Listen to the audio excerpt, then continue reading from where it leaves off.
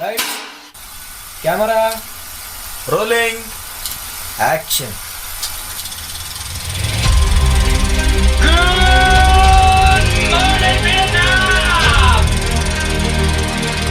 I love the smell of napalm in the morning. He's looking at you, kid. Say hello to my little friend!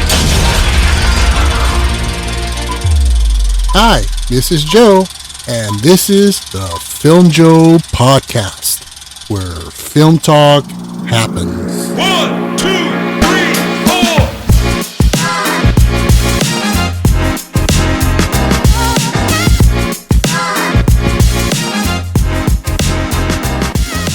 Hi, I'm Joe, your host, and I'm here with Daisy.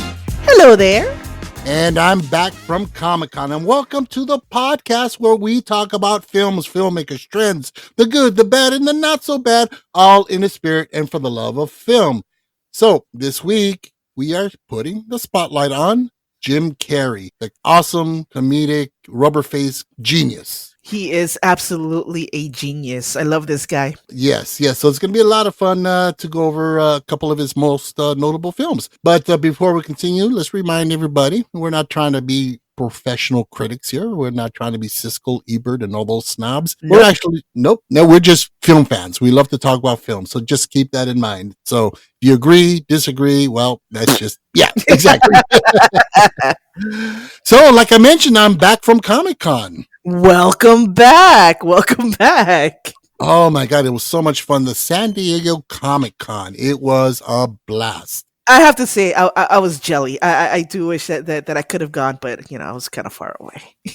Yeah, New York to San Diego, that is a trip.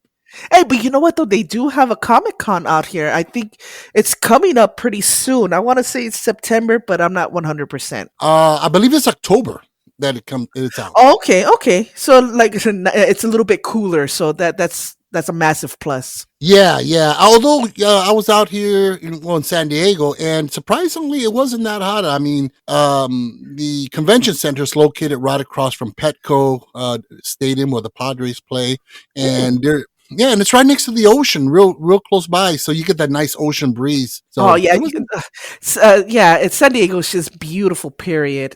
oh, it's gorgeous, it's beautiful, and but yeah, I had a blast, and came back and was just literally crawling back into the house. I was so exhausted. Oh man, I could imagine. And then, 2-3 hours after that, I was a guest on Sinful Cuts with Sean and Shannon, and which was amazing. I can imagine. I can't wait to hear the episode. Oh, yeah, it was fantastic. I mean, it's funny because I started recording. I'm like, oh, man, I'm kind of drained. I'm tired. But wow, I was just wired by the time we were done recording. I mean, Well, it comes down to really good conversation and conversation about something that you're extremely passionate about. So you get that mixture, and yeah, you forget everything else. oh, yeah. And Sean and Shannon, to me, they're the horror movie gurus. I mean, these are the Fangoria fans of horror. They're just fantastic. And I can't wait till the episode comes out. It should be out in the fall sometime. So I'm really looking forward to it. Yeah, and I'm looking forward to getting to talk with these two to Oh. get some talk about some horror movies. Oh yeah, and it's they're so much fun. So what he's saying? Let's see. Oh, by the way, I also went to go see Deadpool Wolverine. Awesome. You know what? I'm not gonna lie. I've never really been a Deadpool fan. I saw the first one and I was like, all right, it was funny, but I never try to watch the other movies. But this one looks really freaking cool, and I'm actually thinking about going back and watching the originals before I watch the new Deadpool movie. Yeah, it'll definitely get you in the mood. By the time this episode comes out, I would have already dropped a flash review Mhm. of Wolverine Deadpool film.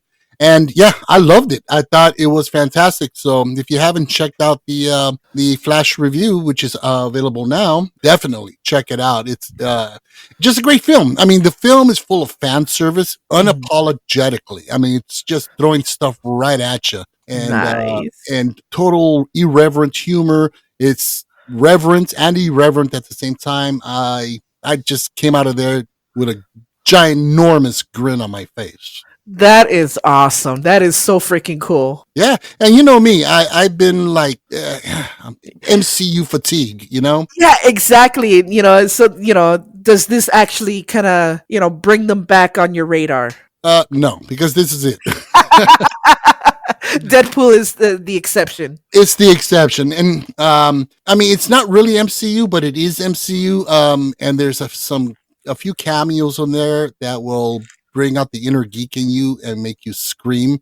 It's fantastic. So yeah, if you haven't seen it, definitely check it out. I also want to go check out a film called The Beast Within. Okay. Kind of a werewolf film with Kit Harington from Game of Thrones. Yummy. Jon Snow. I know nothing. And and yeah, pretty damn good film. It's a unique film. It takes a unique approach to the werewolf genre, almost a subgenre in this case. But it's damn good, really good. Okay. Yeah, because I always felt that there's not enough good werewolf movies out there. No, not at all. I mean, to me, it's, my top 5 are An American Werewolf in London, Dog Soldiers, The Howling, Ginger Snaps was incredible. Have you seen Ginger Snaps? You know what? I haven't seen Ginger Snaps, and I haven't seen that other one that you mentioned, the Dog Soldiers? Dog Soldiers. I know my husband, he raves about it. He said it's really awesome. So yeah, I need to check those out.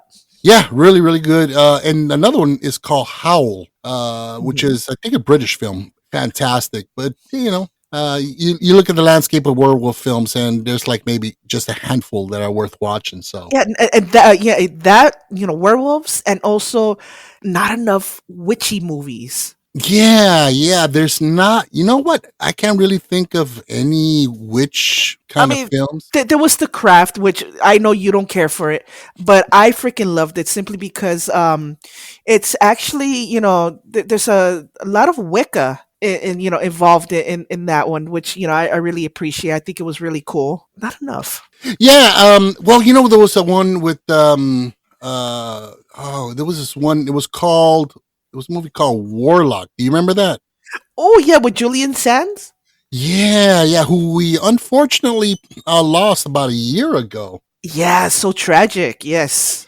Yeah, that was a pretty good one. But yeah, you're right. I mean, the whole witchcraft film thingy is not really that prevalent in the horror landscape. So I wish there was more, to be honest. yeah, they'd be cool if they're done right. That is. Exactly. I mean, we have Practical Magic, but that's more of like a rom-com. Yeah, It's cute. Yeah, I saw it in them. Oh no! You know what? That's me and Mom's movie. Okay, you want a good witch movie? Yes. The Witches of Eastwick. Oh yeah, that's another one me and Mom love to watch. Yeah, that's a great one. That's about the only one that I really, really, really, really like. Oh my god, yeah, that one is classic actually. Yep. So, what do you say we get into this week's episode? Yes, absolutely. Can't wait. Let's do it. All right, let's talk about Jim Carrey. So, Jim Carrey. James Eugene Carey. He was born in 1962, Canadian American, known for his energetic slapstick style of comedy, almost cartoony, rubber faced. Yes. And he spent the early part of the 80s honing his skills as a stand-up comedian. And it wasn't until he joined the cast of a series called In Living Color in 1990 that, Yes. oh my God, he's such memorable characters. It was a sketch comedy series with the Wayans brothers. And you got Fire Marshal Bill.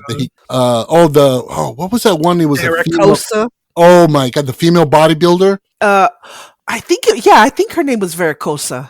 Yeah. Oh my God. She would neigh like a horse. That's the character. And, it got to the point where he was the main reason why a lot of people were watching the series. The series was great on its own. Oh, definitely. Oh, but yeah, he was awesome. Yeah. And his first big break was Ace Ventura, Pet Detective. And that right there just shot him into the stratosphere. It did. It really did. It was movie after movie after that. Yeah. I mean, you got Pet Detective, you got The Mask, Dumb and Dumber, Batman Forever, The Cable Guy, Liar Liar. Just amazing body of work. I mean, he was just constant. He was the go-to comedian. There was also another one, which I don't know if a lot of people know about it, but Eternal Sunshine on the Oh, this, Spotless Mind. oh yeah, we're gonna mention that one. That one Hmm. is heavy, but pretty much into the 2010s, he's kind of like started to fade away a little bit, taking less parts and stuff. But like you said, he with Eternal Sunshine, that's what he started flexing his dramatic muscle as an actor, along with Yes, the Truman Show and even Man on the Moon, and that's right. Yes, yeah, we placed Andy Kaufman almost to perfection. yeah. It was incredible. Hmm. So yeah, and he won a couple of awards. I mean, Spotlight, what was it Sunshine? Eternal, eternal, Etern- eternal, eternal sunshine on the spotless mind. okay, cool. I'm not the only one who had a brain fart. Okay, he won a BAFTA for that and a Golden Globe for his performance in that. Yeah, that was an amazing movie. Yeah, yeah. So what do you say we get into the first film? Okay. All right. So what we have here are two best friends, one mission, and not a clue. Excuse me, could you tell me how to get to the medical school? You go straight ahead and you make the left over the bridge. That's a lovely accent you have. New Jersey? Austria. Austria! Well then, good day, mate. Let's put another shrimp on the barbie. Uh-oh. What? What's the matter? You spilled the salt. That's what's the matter. Quick, toss some salt over your right shoulder. What the hell? After a woman leaves a briefcase at the airport terminal, a dumb limo driver and his dumber friend set out on a hilarious cross-country road trip to Aspen to return it. The film we're talking about is Dumb and Dumber from 1994 and is directed by the Farrelly brothers, Peter and Bobby. The film stars Jim Carrey, Jeff Daniels, and Lauren Holly. So here's the rating system on this, okay? Okay. On the Filmjoe scale, we are rating this on a scale of 1 to 10 laxatives, Hmm. which, yeah. Yeah. Oh Yep. God, I can still hear it. Oh, gosh. So what were your takes? I mean, I know you've seen this tons of times. My God, yes, and I could watch it. I love this movie. I could watch it over and over and over. It's you feeling depressed? Watch Dumb and Dumber. Yeah, it's a feel-good dumbass movie. It's just so stupid. It's fun. It's oh my God. It's yeah that toilet scene. I think for me that's the scene that really stands out. Yeah, what stood out for me, especially on this watching it with a closer eye and really looking at it. You got two idiotic characters. They're idiots. They don't have a clue. But they're lovable and there's no malice in their character or anything negative. They're just stupid, but really nice. And, they have the best intentions in mind. I don't know about that. Well, They're in the diner and he tells him to throw the salt over his shoulder. He launches it at some redneck dude, and freaking who is it, Lloyd? He's pointing at Jeff Daniels like, nope, he's the one who did it. He did it. I'm like, man. really? What an asshole!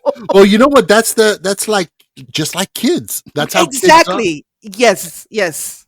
And I think that's the additional appeal for this is that they're just a couple of grown-up children, idiotic, mean, dumbass children. Not mean, but just dumb but just but they have a good, a pure heart. Very innocent. Yeah. Yeah, Very innocent.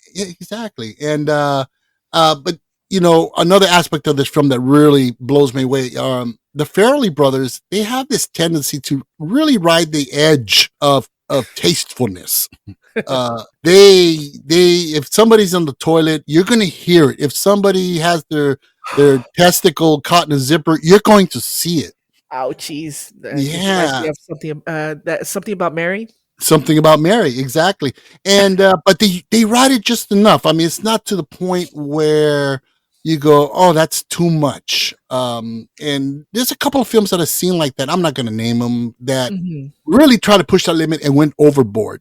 And you go, Yeah, like they were trying too hard. yeah, and you don't need to go that far. You can ride the edge of that envelope, but just enough to make your audience cringe and laugh at the same time. And not to mention relatable. I I keep on going back to the freaking toilet scene. Oh my god! First off, he basically he's kind of like moving on onto the Lloyd's love interest.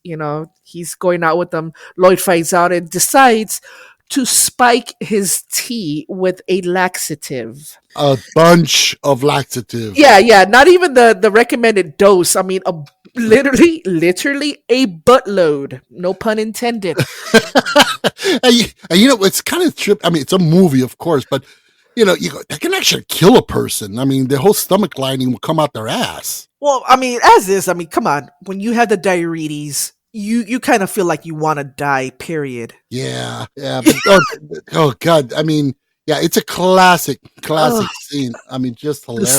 The sound, oh god, it's so gross. It had me in tears. Well, there's two parts that really push that envelope. That one and the parakeet that's decapitated.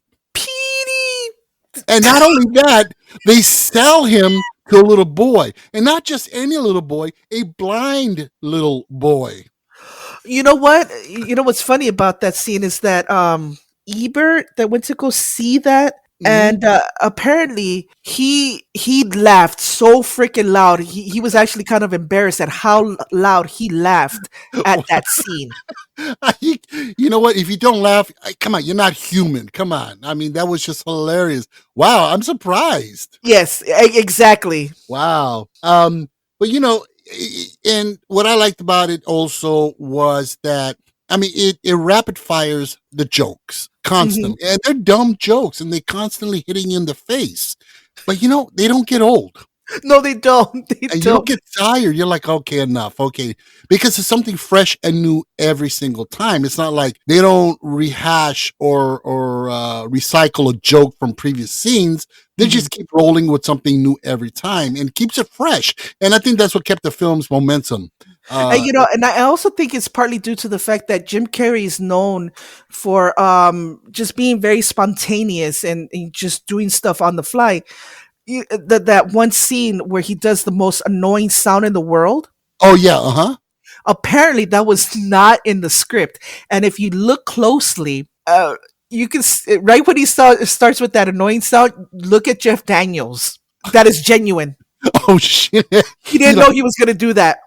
Oh, that is priceless. I mean, and because it's not just acting that makes a great film, it's reacting. And if you can get a genuine reaction from a fellow actor, then that's golden because it's real.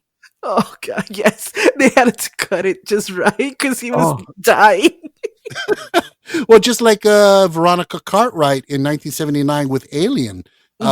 Ridley Scott didn't tell her she was going to get splattered with blood, and that look on her face was genuine. And I love moments like that. I think it's those moments in film that really make the magic pop. Definitely, yes. Did you notice there was a cameo? Now you're a fan of the Dave Chappelle film Half Baked? Yes. Oh yeah. Okay. Oh god, I forgot about that scene. Okay, folks, let me line this up. Okay, so Harold and Lloyd, they're on a cross-country trip to return this suitcase, this Samsonite, to the original owner, which is played by Lauren Holly.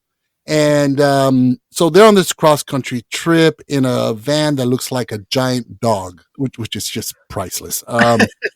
And so they're going a little fast or something. They get pulled over by a motorcycle trooper, state trooper. And they happen to have a bunch of empty bottles of beer in the van, which previously to getting stopped, Harry, right? Was it Harry? No, it's Lloyd. Lloyd, which is Jim Carrey, has to use the restroom. He has to pee. So he uses several empty bottles to pee in. They get stopped. The cop sees all these bottles. He takes one from them. He's like, you can't have the open container. And he decides to take a drink from the bottle. Oh my! You know what? I mean, his interpretation of what it would be like if you did accidentally drink pee. That was spot on. Oh God. His mannerisms. Oh I God. I cringed, and it was so funny. He does this kind of like chipmunk, little chirping inside of his cheek as he's trying to process what he just drank. Oh gosh, I lost it. It was funny. That was yeah. I almost forgot about that. See, that was just. Oh God, I was dying. I mean, that's up there with the scene where Cheech Marin in Up in Smoke with Tommy Chong, where he drinks a jar of piss by accident. Oh, which movie was this in? Up in Smoke. Was it Up in Smoke? Holy crap! I do not remember that scene. It might have been. You know what? It might have been next movie. I can't. I know it's one of them, but yeah, there's a scene in there where because Tommy Chong has to take a drug test. So he obviously can't pass. So he gets his sister's piss, who happens to be pregnant. So yeah, that's another good one right there. That is. Oh my God. Yeah, but no, Harold Williams as the state trooper. He was maybe 3 minutes in the scene, 2 minutes, and he was just so memorable, just amazing. Now, what are their names? Their first names? Lloyd and Harry. Okay, Harry and Lloyd. Mm-hmm. You know what that is? Harold Lloyd, the legendary physical comedic actor of the 1920s. Mm-hmm, the silent film actor, yes. Yes, who did a film he did several films, but his most notable one that he's iconic for is a film called Safety Last, where he's hanging off the arm of a giant clock. Oh. That's Harold Lloyd. Oh, and wow. So I guess it was a tribute. It has to be. It's a tribute to. Oh, yeah, definitely. To Harold Lloyd. And also, now, this is one thing that I found interesting. What is her name? Mary Swanson. Mary Swanson. And then you have another film a few years later called There's Something About Mary. That's okay. 2 films about some character who's obsessed, not just like in love with, but obsessed with a girl named Mary. Now I'm thinking, is there something behind that? I don't know. Is it coincidental? But I found that kind of interesting. Huh. That is interesting. Oh, what I kind of like too is, what is Lloyd's last name? Christmas. Yeah, and her name is Mary. Oh, okay. Yeah. Wow. Okay, that's pretty cool. Now, check this out. Now, Jim Carrey and Lauren Holly, they did actually get married. Yeah, they were married. Yeah, which lasted only about a year. But I guess they hit it off, You know what? You want to know what's funny, though? Actually, okay, so, the movie stars, Jeff Daniels, who's not a comedian, right? No, he's not, which is perfect.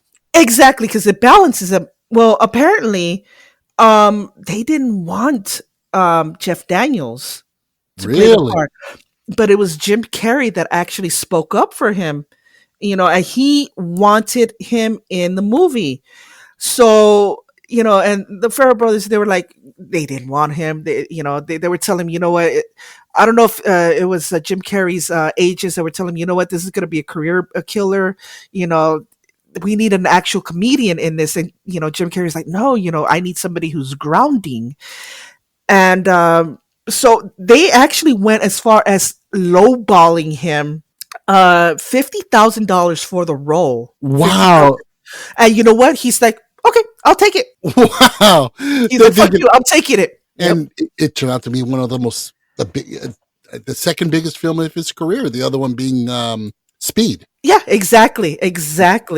That's a trip. I mean, he was perfect because he's not a comedian. And I think you put a character or put an actor in a film in a stupid role, but he's but they're mostly known as a dramatic actor. It's more impactful. I mean, look at Leslie Nielsen from. I was gonna say that, yes, in Naked Gun. Yeah, I mean, he had mostly done drama. He had done Twilight Zone episodes. He was in a film called Forbidden Planet, and very dramatic. And it works. It really works. It was awesome. Yes, because you don't expect that, No, exactly. I got a fun fact, actually. Okay, give us a fun fact. Okay, so that hotel, where they drive up with the Lamborghini. There's a hotel right there. Yeah. And then also inside when he's waiting for Mary Swanson in the bar, that was filmed at the Stanley Hotel. Oh shit! The one that The Shining was based on. Yeah, because apparently they wanted to film in Aspen, but they were asking for like obnoxious amount of money for the rights over there. So instead they film a lot of the scenes at the Stanley Hotel. Oh wow! Yeah, and here's another fun fact: is Jim Carrey actually stayed there and asked to be put in the infamous room 217, as we know Oh from The Shining. right. And so, according to the tour guide at that hotel, he was like 3 hours into sleep when all of a sudden he got his shit, ran out of his room, and left the fucking hotel. And he said that he will never stay at this hotel ever. When asked why, he won't say. Wow. Yeah, I was gonna ask you. Did you ever say what happened? Nope, he will not speak of it. Oh shit! That's Yep. crazy. Damn. Yep. Yeah, I didn't know that. Yeah, because I'm thinking, oh, they filmed in Aspen, So No, they wanted too much money. damn. Now, also one more fun fact: Mhm. his chipped tooth. He had actually chipped his tooth in real life before he started in the film. So he had a cap on it. So he thought it would be part of the character. Take the cap off, and he has a chipped tooth. That is awesome. That's dedication right there. Well, yeah, because a lot of actors they're kind of vain and they're like, "Oh, I'm not going to show my my chipped tooth." And no, I think it was awesome. It was really awesome. So He's let's get awesome, into. period. Oh yeah, oh absolutely. So let's get into the numbers on this one. Okay. So the budget at the time was about 17 million, which is about 36 million in today's dollars. Okay. Box office was about 247 million, which is about 524 million dollars today. Wow. It exploded. It was a monumental hit, and just solidifying his career from that point forward. I mean, again, he had done Ace Ventura, and that catapulted him. And but again, like we'll get into a little later, he just had this string of really big films. Successful. The Grinch. Oh, The Grinch and The Mask. I mean, it just incredible. Mhm.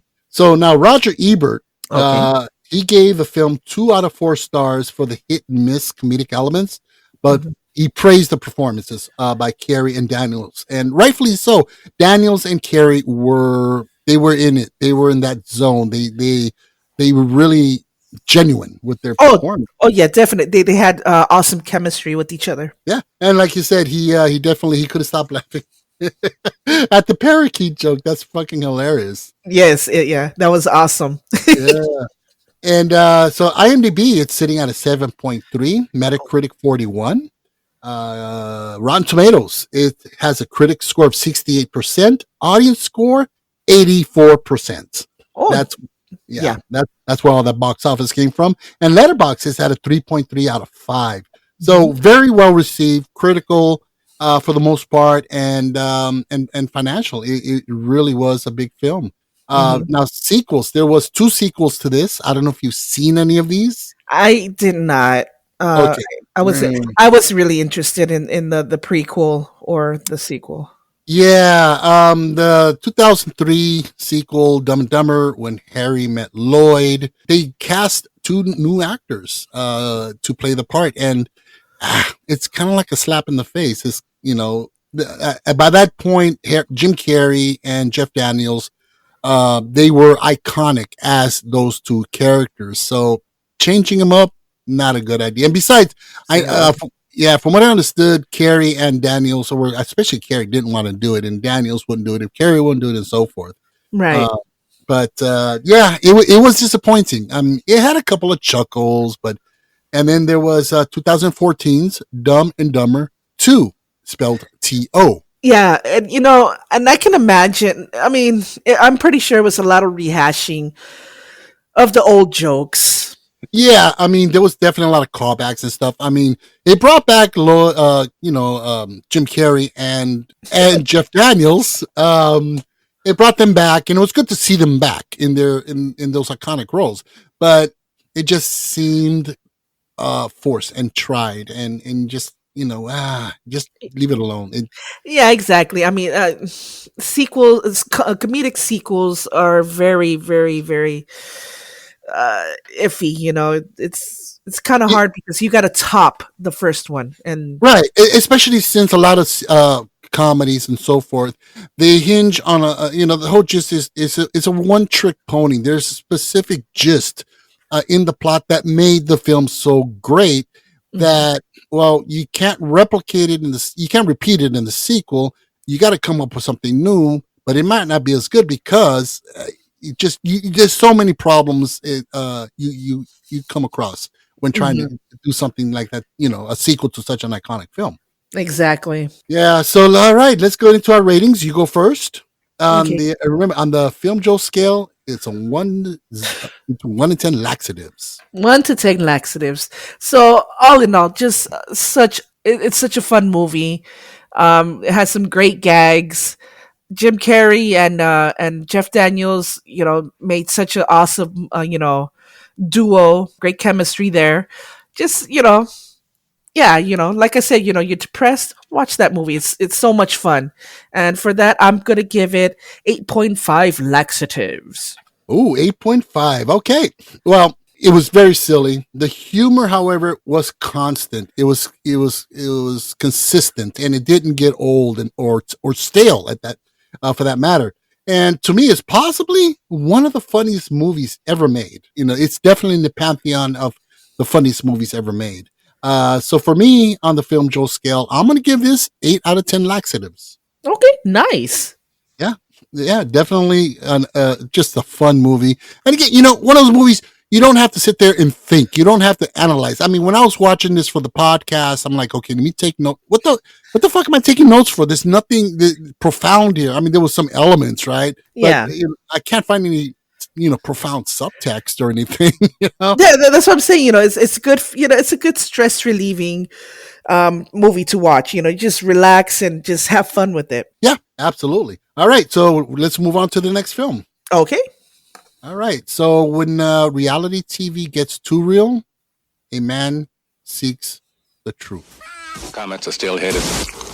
What else is on? Yeah, let's see what else is. Coming to you now from the largest studio ever constructed, it's the Truman Show! Yeah! Good morning! Good morning! Oh, and in case I don't see you, good afternoon, good evening, and good night. What if? No scripts, no cue cards. Morning, Spencer. How's it going? What if you were watched every moment of your life? How many cameras you got there in that town? 5,000. I believe Truman is the first child to have been legally adopted by a corporation. That's correct. Brilliant. What if everyone you knew was pretending? Hi, honey. Look what I got at the checkout. Dishwasher safe.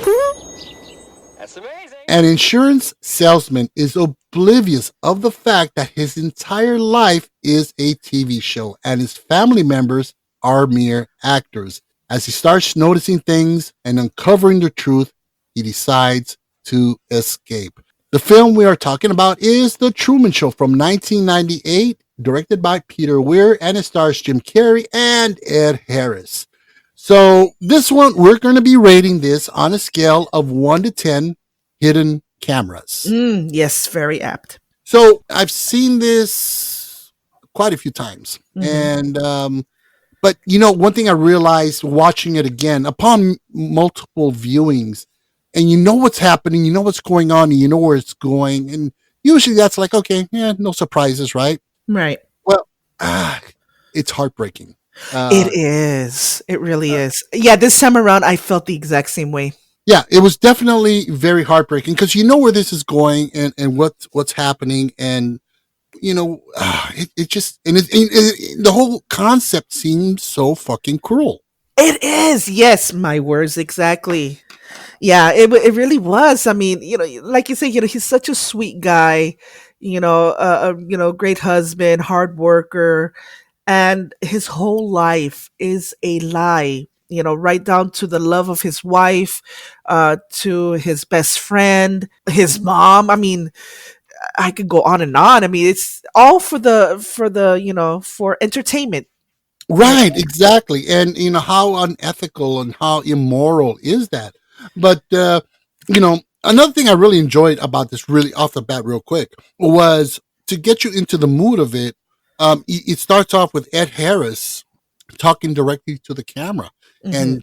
and telling you about the Truman Show and how it's real and so forth. It's very pretentious and very almost like on this pedestal of this is a great thing. And for those of you who haven't seen it, it's basically it's a reality show that begins from the day a baby is born who was not wanted. Mhm. So a corporation actually adopts this child, and they create a show around him growing up. So the show at this point has lasted over 30 years, Mhm. and so they create this ginormous dome-like structure, like a small town, and there's cameras everywhere. There's a fake sky, there's a fake ocean, and everyone's in on it except Truman. Yeah, and it's kind of like the jokes on him, really. It's yeah, and it's all improv. There's no scripts. There's like maybe like an outline of who is going to be what in his life. Like they Right. predetermined who he was going to marry. Right. And what job he's going to get, or if he's going to get the job, if he's going to get fired. Everything is predetermined. Yep. And Which, what I find, oh my God, the part that I found incredibly, just hurtful right off of the bat. Okay, so he has a fear of the water, of swimming, of being in the ocean. And which they fabricated. yes, they fabricated this simply because he wanted to be an explorer. He wanted to go, venturing out into the world, and they couldn't have that. So what they did was they had him go on a trip with his father, and the father tells him, "No, you know what? We should go back. We should go back home." And he insists, "No, no, no! I want more. I want to go out more." And he gets his way, and that results in his father, you know, falling out of the boat during the storm and dying. Which Supposedly, right? exactly, and he blames himself from this trauma. He's traumatized now, and he blames himself for his father's passing. Which is even so much crueler. Oh God, yes. And it just breaks your heart. He's there blaming himself. He's tortured. And then, oh man. So throughout this whole thing, I mean, he is quote unquote free. Hmm. Yeah, exactly. And I think it's this instinctive nature in humanity to want to be free and to know when we are truly not free. And he has that in him. He wants to explore. And he feels like at every corner he wants to buy an airline ticket to go to, what was it country Fiji. he wanted to? Fiji. And we'll get into that. Yeah. Yeah. They're all booked, or maybe in 2 months. And every time he tries to venture out, they block him, almost literally at times. And so, he starts to feel that he's locked into a limited life. He's not in control. Mm-hmm. And what wakes him up to that, that breaking free of that control? Love. Because before he gets married, he sees this, it was an extra in the background that he locks eyes with, and he falls in love with her, and he gets up, fascinated with her. And they do fall in love, but she was an extra, and she tries to tell him this is all fake, and they remove her from the show. Yes. And what do they tell him? Where did she go to? To Fiji. And there was his fascination with wanting to go to Fiji. Yeah, and like I said, everything was already predetermined. What kind of job and who he would marry. So they kind of forced him. Yeah, pushed it. Yeah, and it's written in the script, but but that's one of the messages in here is that love is one of the things, of the many things that he is starting to experience. Love is something that cannot be manufactured. Feelings, beliefs, desires, etc. Those things, you can try to script them, but the human spirit will go beyond that and seek those out regardless and go outside of the so-called script. And that's where everything starts to fall off the rails for the show. Yeah. So he starts suspecting, and on top of that, there's a lot of people out there who felt that he should know the truth, so they would go on the show and try to like tell him the truth. So there was like many instances where, somebody would try to tell him the truth. So they would come up with something to cover it up. Right. These activists that wanted to free Truman. Exactly. Yes. Now, interestingly enough, I mean, who controls all of this? It's the producer, which is played by Ed Harris, who is one of my all-time favorite character actors. Love Ed Harris. I mean, he was in Apollo 13, and the list goes on. The Abyss. I mean, just an amazing actor. And he plays the producer. And what's his name? Guest something. Christoph. Cristo. Christ. Oh, geez. Okay. Yeah, because he was him too. God. Yeah, him too. Yeah, because he was like God. He was the creator. And it's not like he was they say, he's the producer or he's the showrunner. He was always referred to and would refer to himself as the creator and almost the savior of Truman's life. Well, at the end, when Truman finally figures it all out, Christoph comes on, on the speaker, and Truman, he looks up into the sky, he hears this voice, I am the creator. Right. And it's like, wow. And so that combined with this total control that he had over his life. I mean, the infusion of fear, fear mongering, and there's danger. Don't go to these countries. There's terrorism. You see those ads and those newspapers in the background. Yeah, the airplane with the lightning going through it. Right, and all this to keep him in the current state of control and conformity, and manipulate his decisions, which is something that the media does in real life. And the thing is that Christoph kind of, tries to justify his actions as, I'm giving him the perfect life. But we don't need, as human beings, the perfect life. Exactly. And because he does love, you could tell he cares about him a lot. Yeah, he's like he's his son. Yeah, exactly. Yeah. So the film is very critical towards media, the television programming, and this is around the time that reality TV was really peaking. And you know what? Let's be honest. If there was really a show like that, damn well people would be all up on that. Oh, absolutely! It would be the most fascinating thing, and people will be glued to this.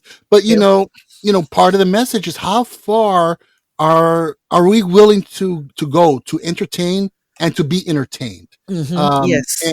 And I mean, because as it is, these reality shows, these trash ones like the Kardashians, hopefully, I hope we don't get sued for that one, but it's garbage. I have to say. It's garbage. It really is. Yeah.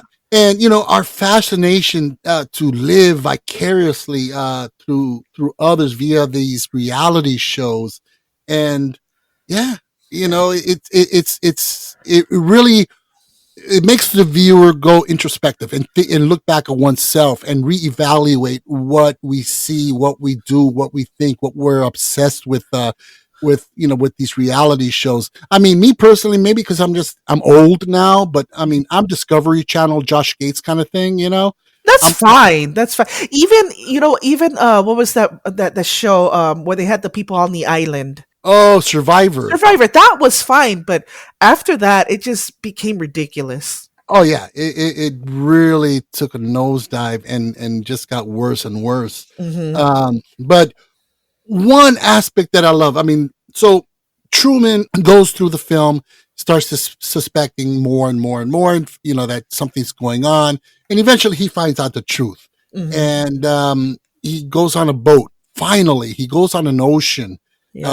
And trying to go to Fiji, and Christoph is like, oh shit, what do we do? This is not in the script. Let's get him back. What do we do? Give him the storm. So they create a storm with lightning and thunder, and it's like, okay, it's not working. Give him more, and he intensifies the storm. And I mean, the God complex in him just exponentially grows and expands, and it's like, I am God, do not defy me, I will destroy you. Mm-hmm. And even the people working on the show, the crew, they're like, yo, this is too much, slow it down, you're gonna kill the guy. He goes, give him more. Yep. And what does he say? He was born on the show, he's gonna die on the show.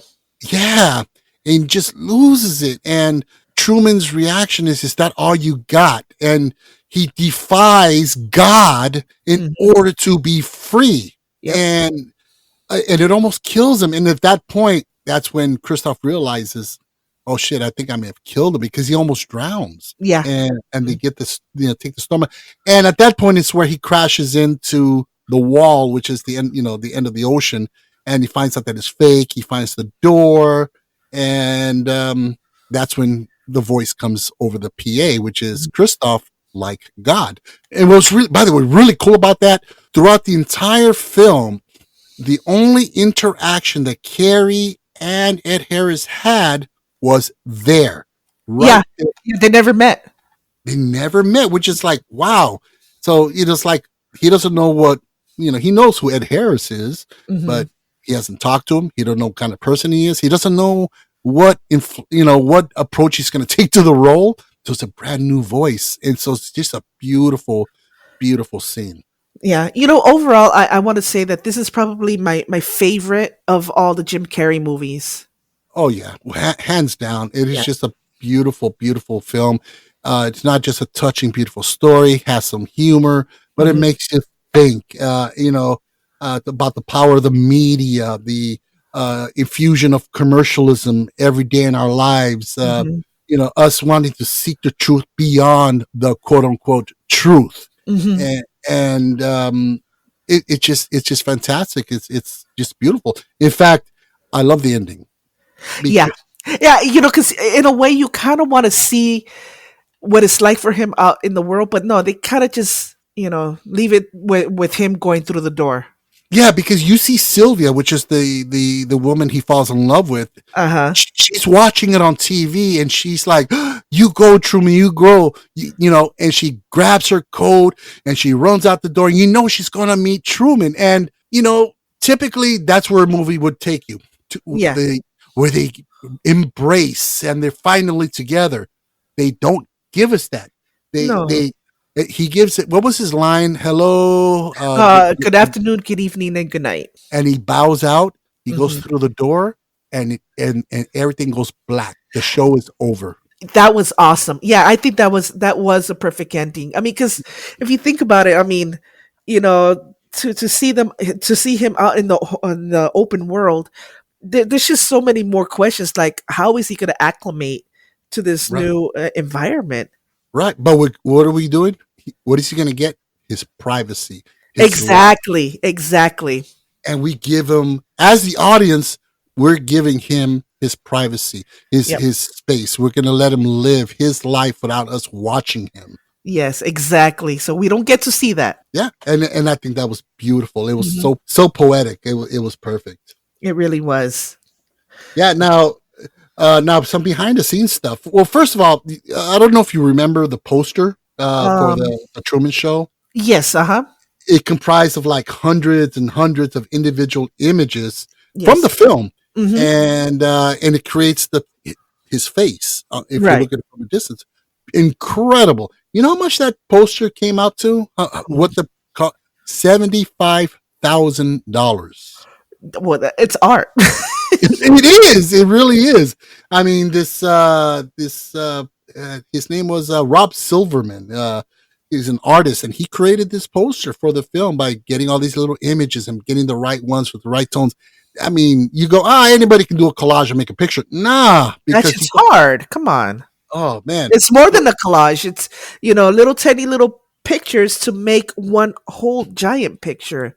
Oh yeah, even down to the poster. Then it was just so profound that you look.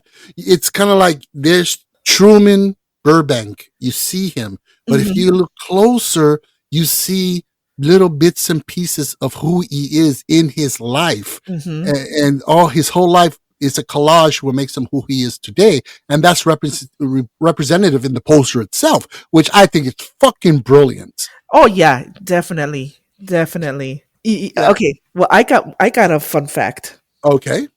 Okay, so we know Siskel and Ebert. They're so ridiculously critical. They can be jerks when it comes down to their ratings on movies. Yeah. We talk shit about them all the time. But Okay, we love them. We love them. we do. I respect them. Yeah, yeah.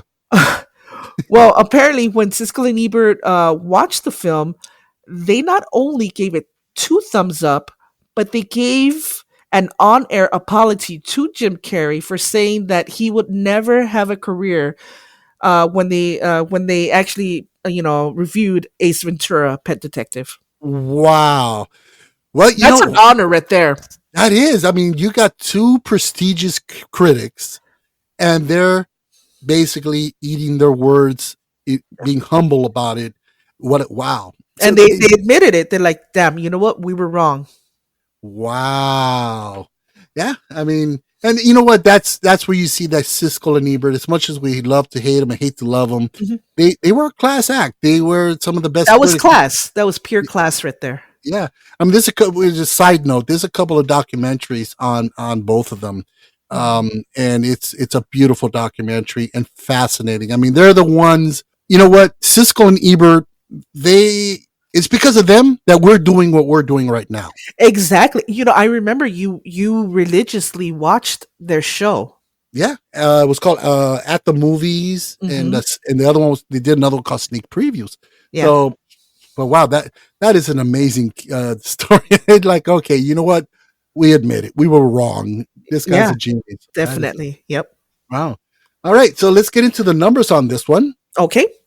So box office at the time, not the box office, the wrong line. The budget was about 60 million, which is about $116 million today. And the box office was about 264 million, which is about $508 million today. That's amazing.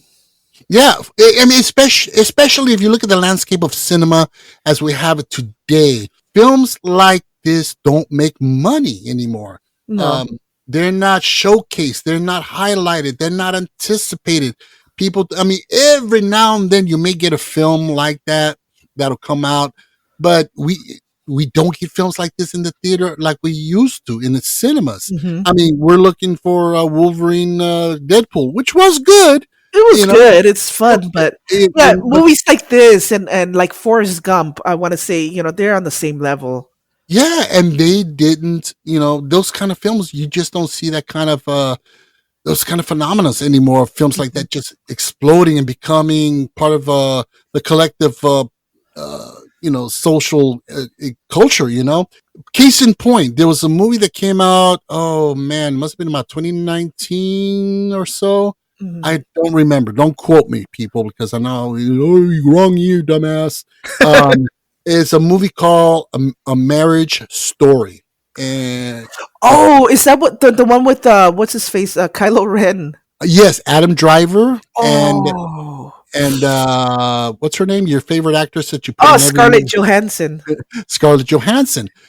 Wow. Now, a movie like that 20, 30 years ago would have been a big deal. It would have hit the cinemas. It would have garnered. That was an impactful movie.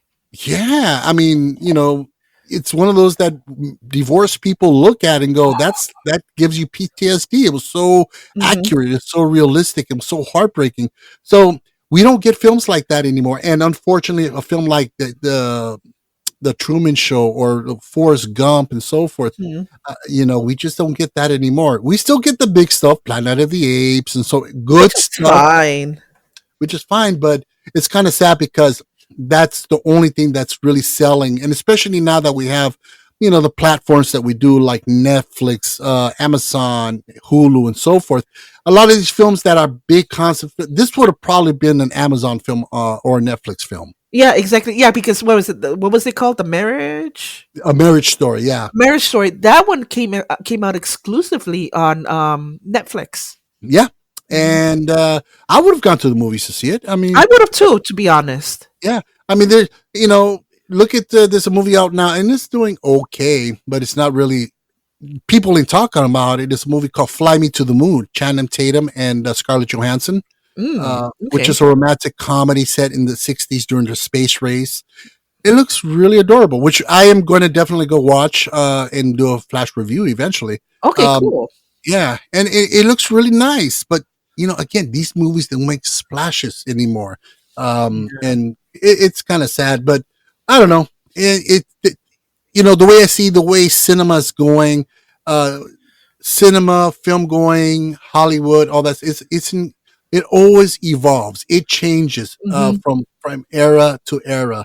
And and it's not for the worst, nor is it for the best. It just is, and right now we're in the era where we have the streaming platforms that are competing with the cinema and so forth. So it is what it is. Yeah. Yep, it is.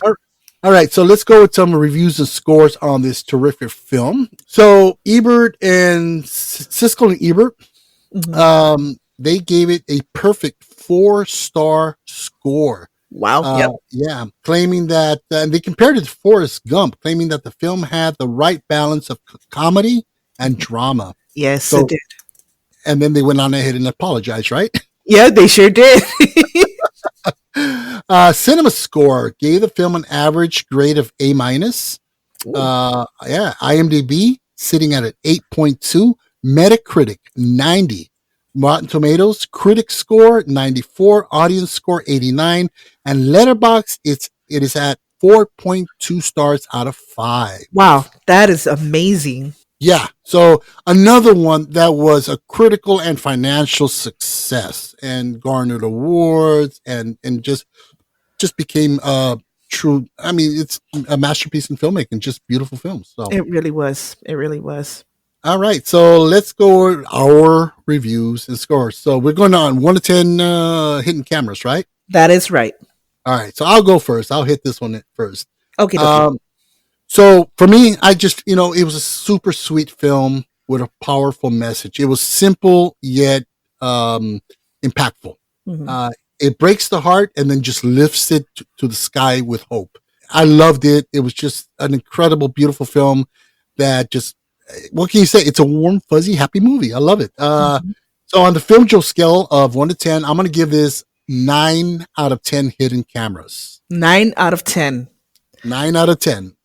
Awesome. Well, like I said, it's one of my favorites amongst the Jim Carrey movies. Very unique storyline.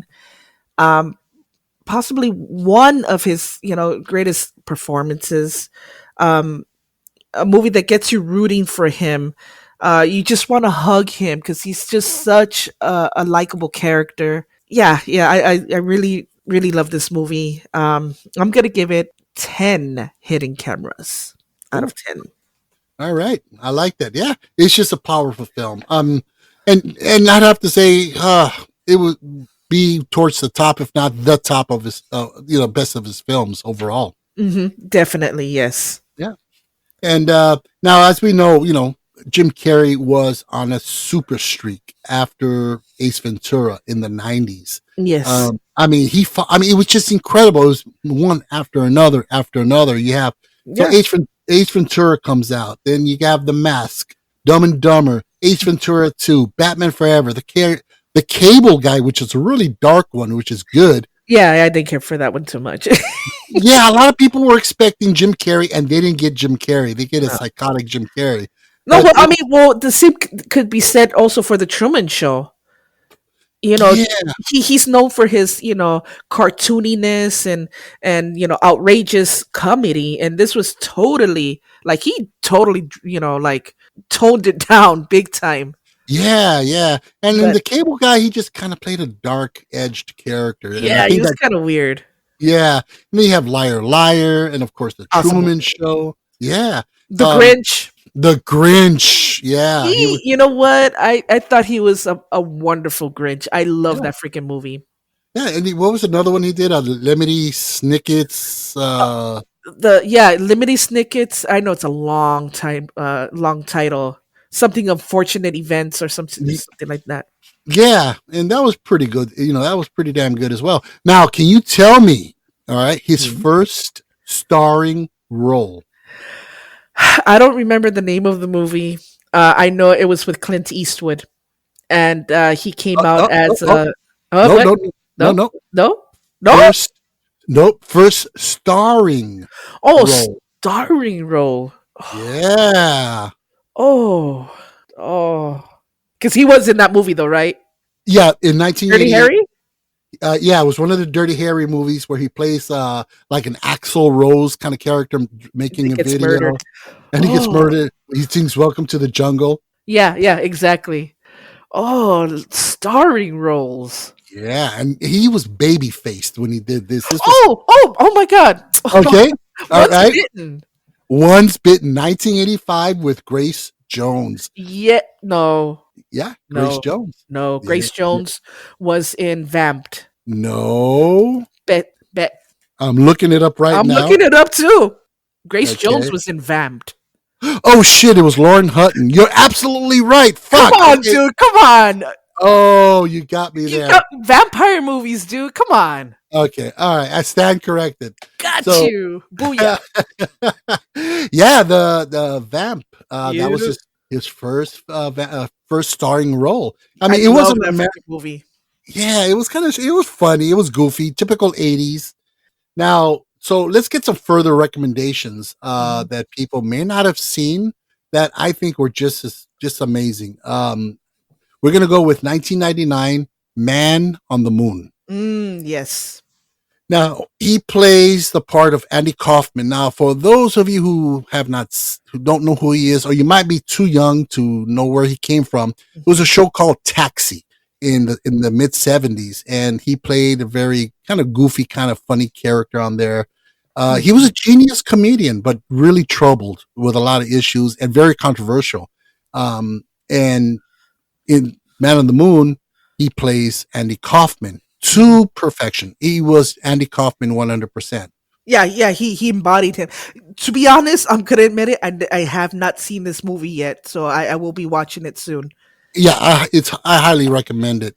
Yeah. Another one that was it was heartbreaking. It was beautiful. It was depressing. It was romantic. It was messed up. A movie called Eternal Sunshine of the Spotless Mind from 2004. That one I did see, and yes, very depressing, very beautiful.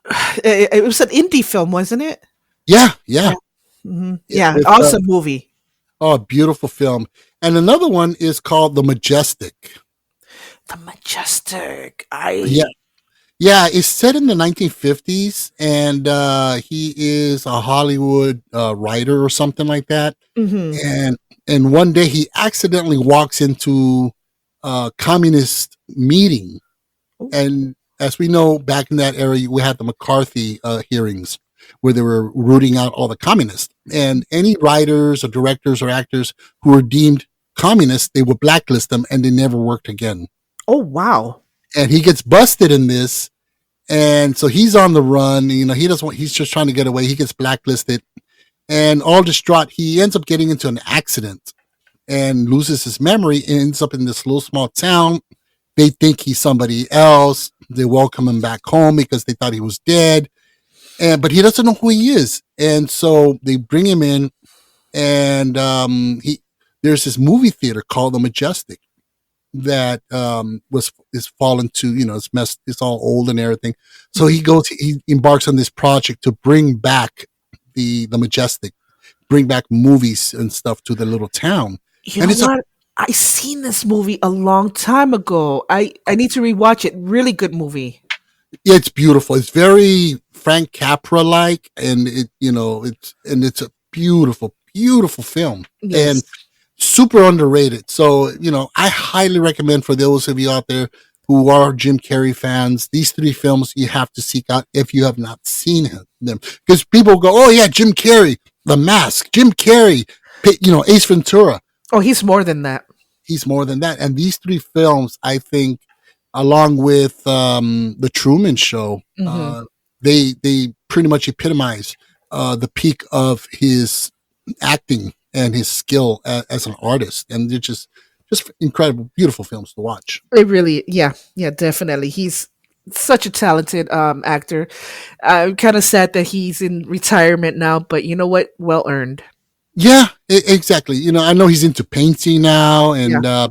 but he has an incredible body work. Every now and then he still pops up here and there, but I guess he knows how Hollywood works, and he doesn't want to have anything to do with it. So he's like, well, He's done. But that, I just want to say thank you, Jim, for all of these wonderful movies that you've given us. You're freaking awesome. absolutely, and all the memories, and Mhm. hopefully we get to see some more of him. But I would love definitely, that. oh yeah, definitely. So long as it's not Dumb and Dumber 3 or anything, we're good. No, exactly. All right. So what do you say we start closing this down? Okay, yeah. All righty. So yeah, once again, hope you enjoyed the show. Thank you so much for listening. Please help us support the pod by giving us a nice 5-star rating. Leave us a good review, or another way you can support the pod is simply to follow us and subscribe to us on Amazon, Spotify, iHeartRadio, Deezer, Audible, Boomplay, or wherever you get your podcast fix. Also, don't forget to check out our Instagram page. We got some pretty cool stuff on there. Highlights, videos, all kinds of cool stuff. We also post our flash reviews on there once a week. We didn't have one last time, recently, because we missed one because I was at Comic-Con and having fun. And but if you need to, you want to get in contact with us and let us know what you think of the show, you can also contact us via email to the filmjoepod@gmail.com. We'd love to hear your feedback. All these links, they're in the show notes below in our Linktree link. So click on that, take you to all our cool stuff. Right? All right. All right. So with that being said, I'm Joe.